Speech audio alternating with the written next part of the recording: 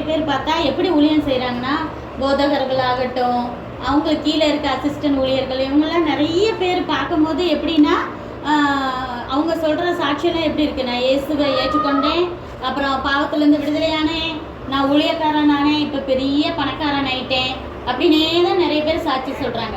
அப்போ அவங்கள பார்க்கும்போது நிறைய பேருக்கு என்ன வருது, இயேசுவை ஏற்றுக்கொண்டா நம்மளே பணக்காரர் ஆயிடுவாங்களோ, ஆக்கிடுவார் போல இருக்கு அப்படின்னு சொல்லிட்டு நம்ம பணக்காரன் ஆகணும், வசதி ஆகணும், நம்ம உயர்ந்து இருக்கணும் அப்படின்னு நினச்சிக்கிட்டே இயேசுவை ஏற்றுக்கொள்றவங்க நிறைய பேர் இருக்காங்க.